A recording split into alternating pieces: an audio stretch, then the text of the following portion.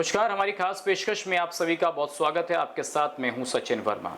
उत्तर प्रदेश की योगी सरकार के दूसरे कार्यकाल के 4 साल पूरे हो गए। बीजेपी और सरकार इसे विकसित उत्तर प्रदेश और स्वर्णिम काल के तौर पर देख रही है। चाहे बात कानून व्यवस्था की हो, महिलाओं की सुरक्षा की हो, किसानों की हो, युवाओं की हो, सरकार का मानना है कि हर वर्ग की उम्मीदों पर सरकार खरा उतरी है।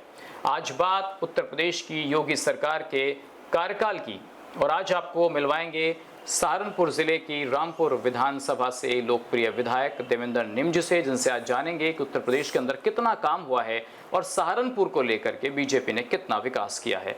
बहुत स्वागत देवेंद्र निम्ज जी आपका। धन्यवाद सचिन भाई जी। तो देवेंद्र निम्ज जी, आज आपके कार्यकाल के बारे में भी बात होगी और आपकी राजनीति के बारे में भी। तो शुरुआत करते हैं सर, आपके जीवन में राजनीति कैसे एंटर हुई, कहाँ से आपके परिवार की शुरुआत होती है?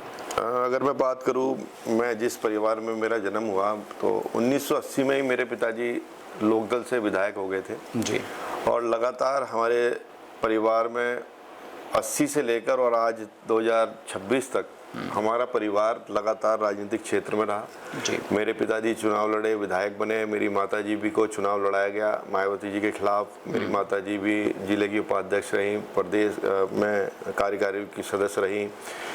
महिला मोर्चा का भी जिलाध्यक्ष रहने का उन्हें सौभाग्य प्राप्त हुआ। तो पिताजी और माताजी के सानिध्य में मैंने राजनीति को देखा, लेकिन मैं पूर्ण रूप से राजनीति में तब सक्रिय हुआ जब मेरे पिताजी का स्वर्गवास हुआ, क्योंकि हमारे पार्टी के काफ़ी बड़े वरिष्ठ लोग आए और कहा कि हम चाहते हैं इस परिवार से कोई आदमी जो हमारे पिताजी की राजनीतिक विरासत है उसको आगे बढ़ाए जी। तो हम लोग ना चाहते हुए भी हम लोग राजनीति में आए, क्योंकि हम लोगों का टेस्ट नहीं था राजनीति में। हम लोग चाहते थे कि पढ़ लिख के कोई हम लोग नौकरी वोकरी में जाएं या बिजनेस करें, लेकिन परिस्थिति ऐसी बनी और हमने राजनीति को अपनाया। और तो जब आपके फादर राजनीति कर रहे थे, आपने कहा कि वो 1980 में एमएलए हो गए और आपकी माताजी को भी जो है प्रदेश में काम करने का अवसर मिला जिले में, उस वक्त आप क्या कर रहे थे? पढ़ाई कर रहे थे या पिताजी के साथ थोड़ा थोड़ा टच में थे राजनीति में? नहीं, टच में तो रहना पड़ता है, क्योंकि जब घर में राजनीति होती है। लेकिन मैं कभी भी सक्रिय रूप से राजनीति में ना तो मैंने कोई पद लिया, ना मैं कभी कोई सक्रिय भूमिका निभाई।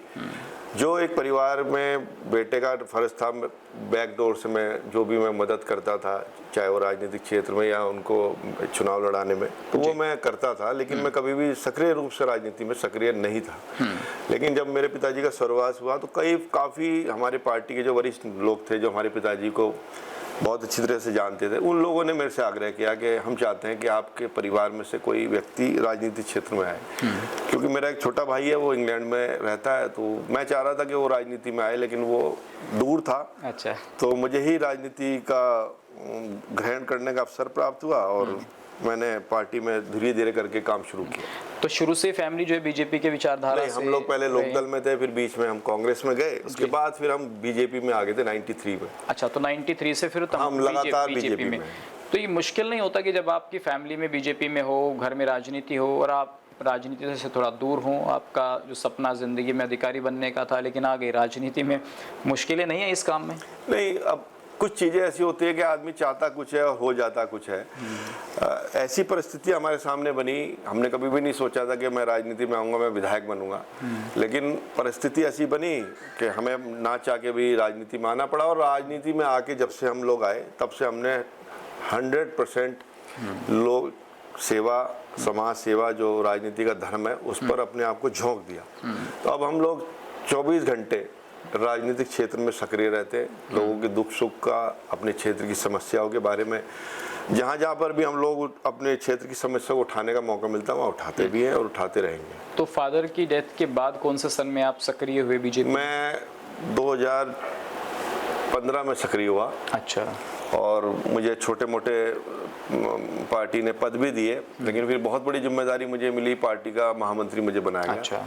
मैं 2 बार पार्टी का महामंत्री रहा और 2017 में ही मेरे को विधानसभा चुनाव लड़ने का मौका मिला। तो 2017 में पहली बार आप विधानसभा का चुनाव रामपुर मनीहारन से लड़े।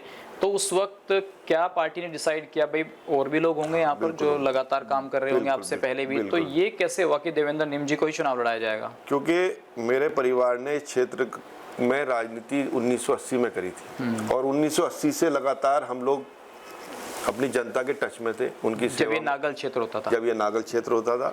और हरौड़ा क्षेत्र से मायावती जी के खिलाफ माता जी को भी चुनाव लड़ाएगा, जो आज देहात है। तो लगातार जो पार्टी ने निर्देश दिया, मायावती के खिलाफ मैं बार बार इसलिए आपको जोर डाल के बोल रहा हूँ कि उस जमाने में मायावती के खिलाफ कोई चुनाव लड़ने को तैयार नहीं था। बिल्कुल सही बात। और हमें नागल सीट से हरोड़ा पे लाया गया और कहा गया कि ये पार्टी का आदेश है, आपको लड़ना है। तो हम पार्टी के आदेश पर चुनाव लड़े और 29,000 से भी ज्यादा वोट हमें नई विधानसभा पर मिले, जो अपने आप में एक रिकॉर्ड है। जो पार्टी ने हमारी पिताजी को या माताजी को आदेश दिया, हमने उस आदेश का पालन किया। हमने ये नहीं जीता कि हम इतने बड़े नेता के सामने चुनाव लड़ेंगे तो हार जाएंगे, नहीं, हमें पार्टी ने जो निर्देश दिया हम उस निर्देश को पालन किया। और उसी का पालन मैंने 2017 में किया, जब पार्टी ने मुझे टिकट दिया जी। तो मैंने उस चुनाव को बहुत ही प्रमुखता से और ईमानदारी से और अपने सारे साथियों को लेकर चुनाव लड़ा।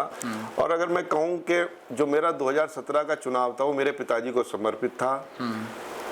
इतनी मेरी पहचान नहीं थी क्षेत्र में जितनी मेरे पिताजी की पहचान थी, लेकिन मैं धन्यवाद देता हूं रामपुर मनिहारन की जनता को। उन्होंने मुझे हाथों हाथ लिया। जब पता लगा कि मैं स्वर्गीय रामस्वरूप निम जी का बेटा हूं, तो लोगों ने मेरे साथ जुड़ने का काम किया और ऐसे जुड़े कि आज हमारा जो बॉन्डिंग है वो इतनी जबरदस्त है कि लोग मेरे से बहुत प्यार करते हैं और मैं उनसे प्यार। जैसे अभी आपने कहा कि भाई क्षेत्र के लिए नए थे, तो कई बार जब आदमी नया होता है तो वहाँ संगठन बड़ी महत्वपूर्ण भूमिका निभाता है, क्योंकि जब क्षेत्र में आप नए हैं तो आप लोगों को इतना नहीं जानते, फिर प्रोग्राम्स लेना, गाँव में जाना, लोगों की टीम बनाना, तो उस वक्त थोड़ी चुनौतियाँ रही। चुनौती तो जब आप चुनाव लड़ते हो तो चुनौती तो आपके सामने रहती है और चुनौती का फेस करना ही अपने आप में एक चैलेंज होता है और वो चैलेंज हमने लिया। और मैं इतना कह सकता हूँ आपके चैनल के माध्यम से कि जब मैं चुनाव लड़ने जा रहा था तो जब लोगों को पता लगता था कि ये रामस्वरूप निम जी का लड़का है, तो वो कहते थे यार तुम्हारा पिताजी तो बहुत अच्छा आदमी था, बहुत अच्छे इंसान थे, बड़े देवता आदमी थे।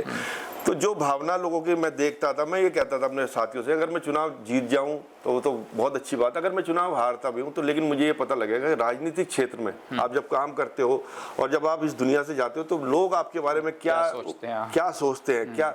तो मुझे इतना गर्व है कि मेरे पिताजी इतना सम्मान हमारे लिए छोड़ के गए कि आज हम सर उठाकर अपनी बात को जनता के बीच में रख सकते हैं। आपके जिस विधानसभा से आप आते हैं वहाँ पर बसपा का भी ठीक ठाक प्रभाव रहा है, तो बसपा से कभी रविंद्र मोलू जी रहे या और लोगों ने भी बसपा का प्रतिनिधित्व वहाँ पर किया है, या उस वर्ग का जिस समाज से आप आते हैं, आपको लगता है कि वो वोट बैंक जो बसपा के साथ था वो बीजेपी के साथ आपकी विधानसभा में जुड़ रहा है? नहीं, धीरे धीरे अगर मैं बात कहूँ कि मैं जब चुनाव लड़ा था 2017 का, तो मैं मात्र 550 वोटों से जीता था।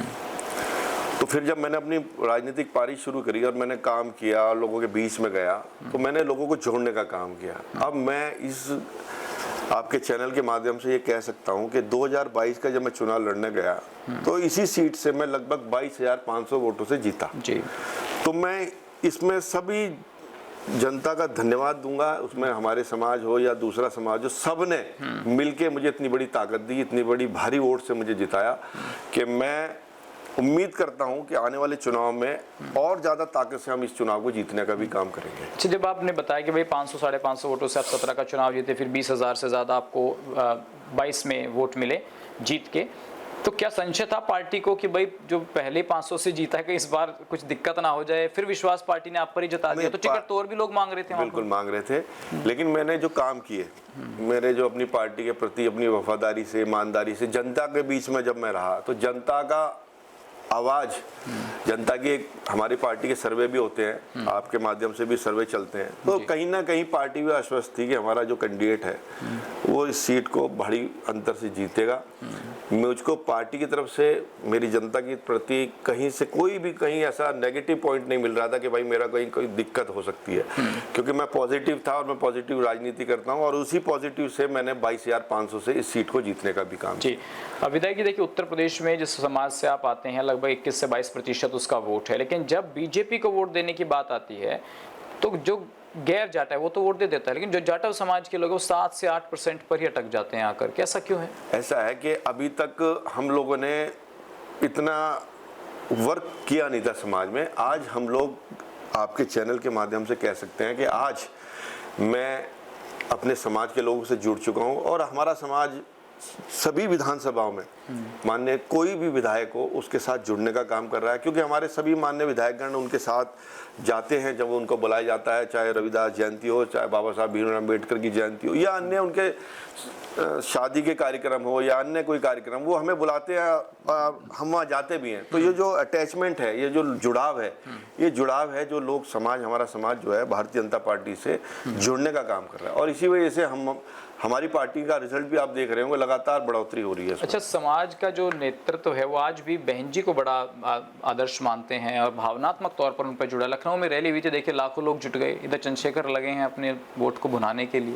ये क्या कहेंगे? ये तो राजनीतिक लोगों की उनको एक लगता है कि बहन जी हमारी नेता है समाज की, जैसे हमारे पार्टी के सभी लोगों को लगता है कि नरेंद्र मोदी हमारी पार्टी के नेता हैं। विचारधारा की लड़ाई है, विचारधारा उनकी अटैचमेंट मायावती जी से है। तो धीरे धीरे करके लोगों को हम जब समझाते हैं तो लोग समझते भी हैं और लोग हमारे साथ जुड़ने का भी काम करते हैं। और आपने देखा भी होगा, लगातार हम लोग अपने समाज में जाकर पैठ बनाने का काम कर रहे हैं, और आज मैं गर्व के साथ कह सकता हूं कि मेरा समाज मेरे से जुड़ने का काम कर रहा है। तो चंद्रशेखर की राजनीति को कहाँ देखते हैं? अब इतना हाई तरीके से वो भी फील्ड में जा रहे हैं और कह रहे हैं भाई इस बार तो चलो ठीक है, जो हुआ 22 में 27 में हम भी महत्वपूर्ण भूमिका में रहेंगे। और उस समाज का वर्ग का जो युवा है वो बहुत तेजी से उनकी तरफ आकर्षित क्यों होता है? अब आप 2027 में जब मिलेंगे तब मैं आपसे बात करूंगा कि वो युवा कहाँ गए और उनकी वो जो आगे बढ़ने की जो आप बता रहे हैं। मैं तो ये मानता हूं कि जो चुनाव होते हैं, जो चुनाव में जीत हार का पता लगता है कि आप कहाँ खड़े हैं, तो वो मैं तब आपसे बात करूंगा कि आज चंद्रशेखर जी कहाँ खड़े हैं। ये दोनों नेता समाज का भला कर पाएंगे कि नहीं कर पाएंगे? अब वो उनसे पूछिए, जो वो बताएंगे। मैं तो अपने पार्टी के बारे में बता सकता हूँ, वो तो बताएंगे। योजनाओं की बात आती है तो भाई योजनाओं का लाभ तो सरकार सबको दे रही है। जब वोट देने की बारी आती है तो मुस्लिम्स पर कहा जाता है मुसलमान वोट नहीं देता, योजनाओं का लाभ ले रहे हैं। ठीक वही बात जो है समाज के लिए भी कही जाती है। नहीं, समाज अब समझ चुका है। समाज जो है धीरे धीरे, जब हम बताते हैं कि हमारी सरकार सामूहिक विवाह योजना में अभी तक हमको 50,000 रुपये दे रही थी, अब उसको 1 लाख रुपये कर दिया। प्रधानमंत्री आवास हो, घर घर में शौचालय हो, उज्ज्वला गैस के कनेक्शन हो, दुनिया की सबसे बड़ी आयुष्मान योजना हो, तो लोग, ऐसी बात नहीं है, धीरे धीरे समझ रहे हैं। लोगों को मिसगाइड किया गया, ये बताया गया कि भारतीय जनता पार्टी आएगी तो ये हो जाएगा, या भारतीय जनता पार्टी आएगी तो मुस्लिम के साथ ये होगा। मैं पूछना चाहता हूँ लोगों से, क्या मुस्लिमों के साथ या किसी अन्य बिरादरी के साथ हमारी सरकार ने कोई डबल स्टैंडर्ड्स अपनाए क्या? जो भी नीति बनती है, जो भी हमारी सरकार पॉलिसी बनाती है, वो उसमें सर समाज को जोड़ने का काम करते हैं। और आपने देखा भी होगा आज हमारा जीवन स्तर कितना उठ गया पहले के मुकाबले। तो विधायक जी, उत्तर प्रदेश के अंदर कानून व्यवस्था का बहुत जिक्र होता है, लगातार मुख्यमंत्री जी मंच से बात करते हैं, तो लगता है कि परिवर्तन हुआ है 17 के बाद उत्तर प्रदेश के अंदर? देखिए, मैं अगर उत्तर प्रदेश की जनता के बारे में बात करूंगा तो सब कहेंगे कि राम राज आ गया और कमाल का कानून व्यवस्था है। लेकिन अगर आपको अपनी परफॉर्मेंस देखनी हो और आपके काम करने की स्टाइल से लोग कितने प्रभावित हैं, तो आप दूसरे राज्य में जाइए। मेरे को सौभाग्य हुआ था कि मैं विधानसभा के चुनाव में राजस्थान में मेरी ड्यूटी लगी थी, मध्य प्रदेश में हम लोग गए थे जी। तो जब हमने वहां बताया कि हम उस उत्तर प्रदेश से आए हैं जहां पर माननीय मुख्यमंत्री योगी आदित्यनाथ जी मुख्यमंत्री हैं, तो उन्होंने कहा विधायक जी धन्य हो गए हम लोग, आप उस उत्तर प्रदेश से आए हो, जिस उत्तर प्रदेश में हम लोग जब हरिद्वार स्नान करने के लिए जाते थे या अपने किसी परिवार की अस्थियों को विसर्जित करने के लिए जाते थे, तो हम पहले वहां फोन करके पूछते थे कि हम किस समय उस उत्तर प्रदेश के उस क्षेत्र से निकले जहां पर हम लोग सुरक्षित पहुंच जाएं और उधर से वापस हो जाए। तो ये भावना लोगों के दिमाग में थी पहले की, 2017 से पहले की उत्तर प्रदेश की। आज वो कहते हैं कि हमें ऐसा ही मुख्यमंत्री आप दे के जाइए जैसा आपका मुख्यमंत्री है। ऐसा मुख्यमंत्री भगवान करे पूरे भारत में सबको मिल जाए जैसे योगी आदित्यनाथ हैं। उन्होंने वो काम करके दिखाया जो कभी कोई सोच नहीं सकता था। लेकिन इसी उत्तर प्रदेश में कई केसेस ऐसे हैं, अभी आपने देखा मेरठ में किस तरीके से एक दलित लड़की के साथ घटना हुई, मुजफ्फरनगर में कश्यप समाज के लड़के को जलाने की कोशिशें की गई, और रायबरेली हो, पीलीभीत हो, दलित समाज के युवाओं पर, महिलाओं पर अत्याचार की घटनाएं क्यों बढ़ रही? नहीं, ये तो देखिए कोई चीजें ऐसा नहीं है कि हमारे कानून व्यवस्था में हमारे पूरी तरह से दुरुस्त है, लेकिन घटना हो जाती है। कोई घटना हो जाए तो अगर आप उसे हमारी कानून व्यवस्था से जोड़ने तो वो भी ठीक नहीं है। उसके तह में जाना चाहिए कि हमें वहाँ घटना हुई, उसकी वजह क्या रही। ये नहीं है कि हमारे कानून व्यवस्था में कोई कमी थी। आज मैं डंके की चोट पे कह सकता हूँ कि आज की कानून व्यवस्था से पूरे भारत में सभी राज्यों के मुख्यमंत्रियों के पास ये मैसेज है कि जो कानून व्यवस्था उत्तर प्रदेश की, हम कैसे अपनी कानून व्यवस्था उसको फॉलो कर सके। तो कहीं ना कहीं कुछ लोग हमारी सरकार से जलते भी हैं, हमारी सरकार से उनको ईर्ष्या भी होती है कि इतनी जल्दी ही इस बिगड़ालू उत्तर प्रदेश में, इस झगड़ालू उत्तर प्रदेश में, एक बीमारू उत्तर प्रदेश में इतना सब कुछ कैसे चेंज कर दिया माननीय मुख्यमंत्री योगी आदित्यनाथ ने। तो कहीं ना कहीं उनको बदनाम करने के लिए कुछ साजिशें चलती रहती है। अच्छा, सहारनपुर के लिए क्या काम किया है आपकी सरकार ने भाई? जैसे माता शाकुंभरी विश्वविद्यालय की बात हो, या मुख्यमंत्री जाते हैं भाई कहते हैं हाईवे इतने बना दिए हैं, तो कोई बड़े काम आप गिना सकते हैं? मैं ये कहता हूँ कि सबसे बड़ा काम तो यूनिवर्सिटी का ही है। भाई हमारा बच्चा 12th में ही था, मैं जब 12th कर रहा था तो मुझे ये देखना पड़ता था कि मैं कहाँ जाऊँ, दिल्ली यूनिवर्सिटी जाऊँ कि मुंबई जाऊँ कि उत्तरांचल जाऊँ। तो क्यों ना सहारनपुर में यूनिवर्सिटी आ जाए, क्यों ना हमारे बच्चे अपने यहीं पर रह के पढ़ाई करें। तो हमने सभी विधायकों ने, माननीय सभी सांसदों ने माननीय मुख्यमंत्री से कहा कि हम उस क्षेत्र से आते हैं जो नंबर 1 की लोकसभा, नंबर 1 की विधानसभा है, और हम सबसे पहले भी और सबसे आखिरी भी जिला मान लो। अगर एक नंबर से मानो तो हम पहला जिला है, अगर वैसे मानो तो हम सबसे आखिरी जिला है। बिल्कुल। तो हमारे यहाँ पे क्यों नहीं यूनिवर्सिटी बने? तो माननीय मुख्यमंत्री जी ने हमसे वादा किया और यूनिवर्सिटी दी। माँ शाकुंभरी देवी कितना बड़े हमारा तीर्थ स्थान है, कई राज्यों के लोग यहाँ पर अपनी मन्नत मानते हैं जी, और कितने बड़े बड़ा यहाँ मेलों का आयोजन होता है। तो हमने कहा कोई व्यवस्था नहीं है यहाँ पर, हमारे जो श्रद्धालु आते हैं उन्हें इतना कष्ट झेलना पड़ता है, बारिश आ जाए, बाढ़ आ जाए, कभी कुछ आ जाए, तो लोगों को ऐसा दर्शन मिले, उनको ऐसी व्यवस्था यहाँ पर हो जिससे यहाँ पर लोग आकर एक आराम महसूस करें। आपने देखा होगा, चाहे वो वाराणसी हो, चाहे अयोध्या हो, चाहे मथुरा हो, काशी हो, सब जगह पर कॉरिडोर बन रहे हैं। तो हमारे यहाँ पर भी माँ शाकुंभरी कॉरिडोर के आप कह रहे हैं कि भाई माँ शाकुंभरी कॉरिडोर बन रहा है? बन रहा, आप अभी देखा भी है, 15 दिन पहले माननीय मुख्यमंत्री जी आए थे, उसका वो पूरा का पूरा एक व्यवस्था देख के गए, उन्होंने एक बैठक भी करी कि कितनी तेजी से यहाँ पर काम चल रहा है। क्या प्रोजेक्ट है उसका जो आपने वहाँ देखा? सब आप तो साथ में थे। हाँ, उसमें मेन तो ये है कि जो हमारा कॉरिडोर बन रहा है, जो अचानक पानी आ जाता है बरसात का जी, जिससे कई गाड़ियां, प्रसाद की दुकानें, श्रद्धालु बह जाते थे, कई तो उसमें दुर्घटना भी घटी। तो उसको कैसे रोका जाए? तो एक एलिवेटेड पुल बन रहा है जो पूरा का पूरा मंदिर तक जाएगा, और जो हमारे बाहर मंदिर के जो द्वार है वहां तक आएगा। दूसरा, वहां पर पूरा एक कॉरिडोर बनाकर सुरक्षा लेकर, साफ सफाई से लेकर एक पूरी एहसास हो, और भविष्य में कोई अगर हेलीकॉप्टर से वहां पर आना चाहे तो उसके लिए हेलीपैड की व्यवस्था, धर्मशाला की, होटल्स, मतलब जो एक श्रद्धालु जगह पर होना चाहिए। बता रहे हैं ये अंडर प्रोसेस है या मुख्यमंत्री जी ने इसके लिए हरी झंडी दिखा दी कि नहीं चल रहा है? ये चल रहा है काम, पैसा आ रहा है, उस पर चल रहा है काम। उसी की समीक्षा करने के लिए माननीय मुख्यमंत्री जी आए थे।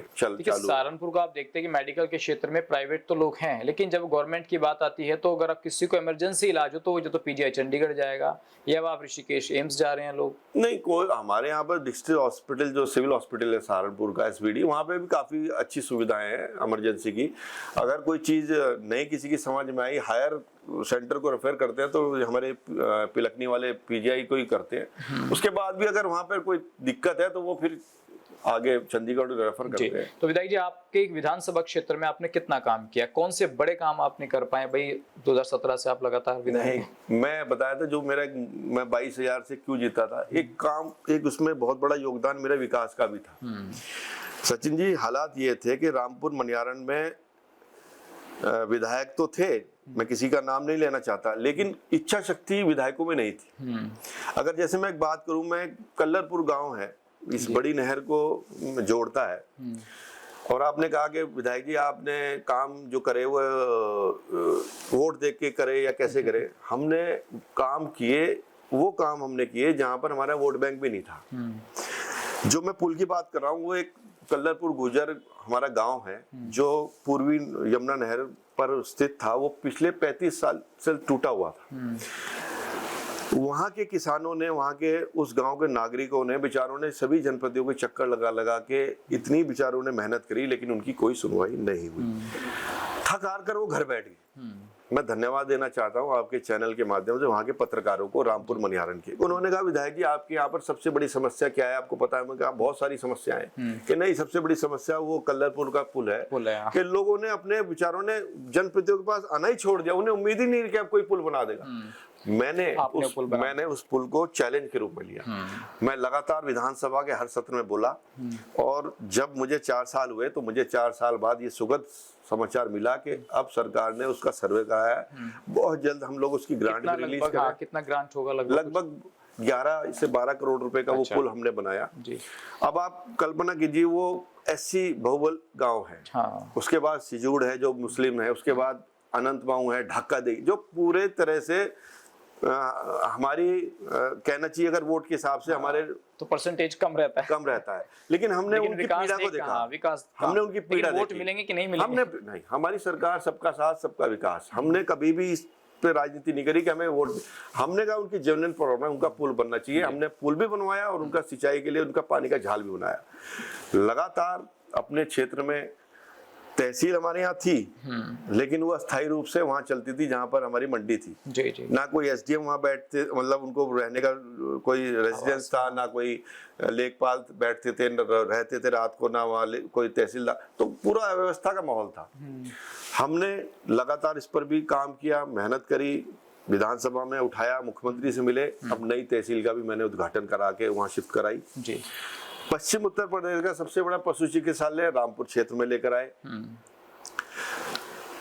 कहने के लिए बहुत छोटी बात है, गांव का आदमी जब उसकी ऐसे दिनों में, जब ये हमारी फसल कटती है गर्मियों के दिनों में गेहूं की, तो आग लग जाती है। हाँ बिल्कुल। शॉर्ट सर्किट से लग जाए, बीड़ी पीने से लग जाए, या किसी अन्य वजह से आग लग जाए। कल्पना कीजिए सचिन जी, वो व्यक्ति हाथ पे हाथ धरे बैठा देखता था कि मेरी फसल जल रही है और मेरे कोई इसे बुझाओ।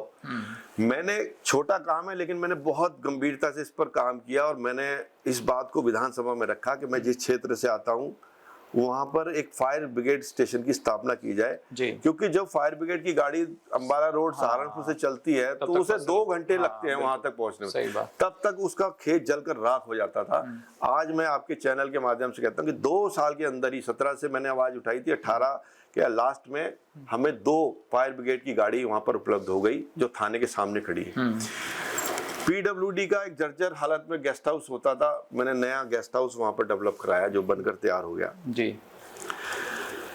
हमारे किसान भाइयों के लिए बहुत बड़ी डिमांड थी, गन्ना किसान भाइयों के लिए, कि वो जब गन्ना लेकर गांगनौली शुगर मिल में जाते थे तो एक बहुत ही टूटी फूटी खड़ंजे की सड़क होती थी। ये जो 500 से होते हुए जाती है, 500 नहीं, जो जंदेड़ा से 500 से बुड्ढा खेड़ा, अहमदपुर, और अब वो हमने अहमदपुर तक उसको, बुड्ढा खेड़ा तक उसे पूरा करा दिया था।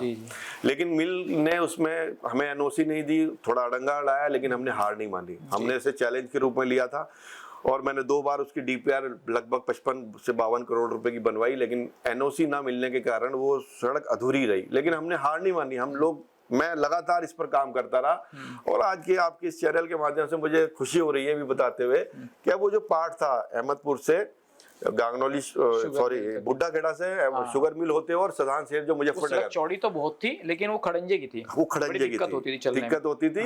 एक आम जनमानस को बड़ी दिक्कत का सामना करना पड़ता था। अब वो जब बाईपास के रूप में हमारा किसान अन्नदाता, हमारी जनता उसका इस्तेमाल करेगी तो वो उन्हें खुशी होगी कि उन्हें सहारनपुर में नहीं आना पड़ेगा। अब वो बाईपास के रूप में दिल्ली रोड से मुजफ्फरनगर रोड और मुजफ्फरनगर रोड से दिल्ली रोड पर जुड़ने का जो काम हमारी सरकार ने किया, मैं अपने मुख्यमंत्री जी का धन्यवाद देता हूं, मैं अपने पीडब्ल्यूडी मिनिस्टर कुंवर ब्रजेश जी का धन्यवाद देता हूं कि इनके सहयोग के बिना वो संभव नहीं था। एक बहुत बड़ा काम अपने एक आपके क्षेत्र का ये जो हाईवे है सर, इसको लेकर आपने बहुत काम किया, मैंने देखे आपकी वीडियोस, आप सड़क पे खड़े होकर के लोगों को, अधिकारियों को डांटते थे। जी। तो इसका भी ट्रायल शुरू हुआ कि नहीं हुआ? नहीं, ये रोड का जो पुल है आपके, वो पुल रेलवे का, हाँ वो पुल बन गया है, उस पे वो कंक्रीट वगैरह जो डावर का काम है वो चल रहा है। मैं आज कल में फिर जाके एक निरीक्षण करूंगा वहां पर वो कितना काम हो गया। बीच में खोल दिया था फिर बंद हो गया। वो इसलिए बंद कर दिया गया कि वो उस पर वो टावर का काम चलेगा, तो वो इसलिए 2, 4, 5 दिन के लिए उन्होंने बंद किया। मैं आजकल में जाके फिर उसकी देखूंगा कि वो कब तक चालू होगा। तो विधायक जी 27 में सरकार भी आ रही है और निम जी फिर तीसरी बार विधायक भी बन रहे हैं। नहीं, मैं तो चाहूंगा मेरी सरकार भी बने और मैं भी विधायक बनूं, लेकिन मैं अपना पूरा श्रेय जनता को देना चाहूंगा कि जो उनका निर्णय होगा सर माथे पे होगा, और मुझे उम्मीद है कि जनता इस बार भी हमें मौका देगी और अपनी सेवा मैं जितनी कर पाया उससे ज्यादा सेवा करूंगा अपनी जनता की। चलिए विधायक जी, आपने अपना कीमती समय दिया, इसके लिए बहुत शुक्रिया आपका। धन्यवाद। तो ये थे रामपुर से विधायक देवेंद्र निम जी, जिन्होंने उत्तर प्रदेश सरकार ने कितना काम किया किसानों के लिए, कानून व्यवस्था, महिलाओं और खासकर उनकी जिंदगी में कहां से राजनीति की शुरुआत हुई, अपने क्षेत्र के लिए उन्होंने क्या किया, सहारनपुर को बीजेपी ने क्या दिया, इन तमाम मसले पर खुलकर अपनी बात रखी। आज के लिए बस इतना ही, फिर होगी किसी नई शख्सियत से मुलाकात, तब तक के लिए नमस्कार। है।